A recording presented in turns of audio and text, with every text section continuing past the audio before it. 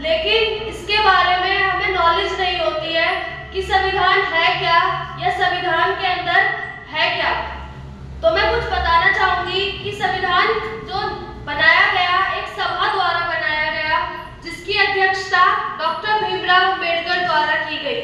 इसे बनाने में 2 वर्ष 11 महीने 18 दिन का समय लगा। कॉन्स्टिट्यूशन के अंदर हमारे मौलिक अधिकारों का वर्णन किया गया है, जिसमें हमारे 6 मौलिक अधिकार हैं।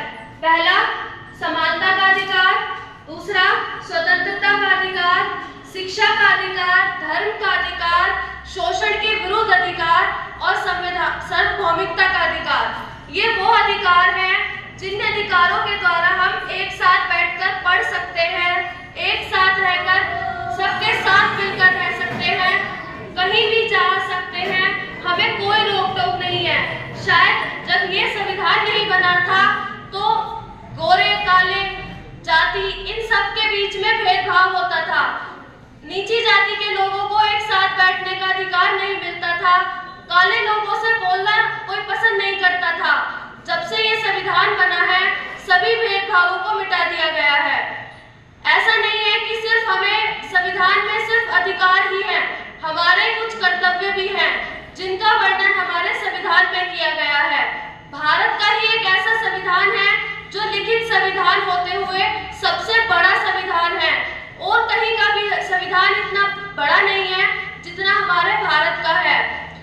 हमारे संविधान में एक अनुच्छेद 21 का वर्णन किया गया है, जो पूरे संविधान के अनुच्छेदों में सबसे महत्वपूर्ण अनुच्छेद है।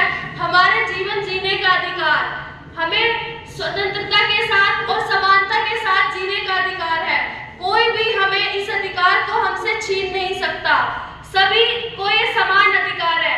ऐसा नहीं है कि किसी जाति के लोगों को कम अधिकार है या किसी कोई काला है तो उसे जीने का अधिकार नहीं है। कोई भी इंसान किसी भी इंसान के जीने का अधिकार नहीं छीन सकता, और अगर कोई इंसान ऐसा करता है या उसका कोई अपमान करता है तो वो न्यायालय में जाकर उसकी अपील भी कर सकता है। ये सभी पूरे देश में समान रूप से लागू होता है, सभी अधिकार हमें, और हमें अधिकार के साथ साथ कर्तव्यों के बारे में भी पता होना चाहिए कि हमारे देश के लिए या हमारे समाज के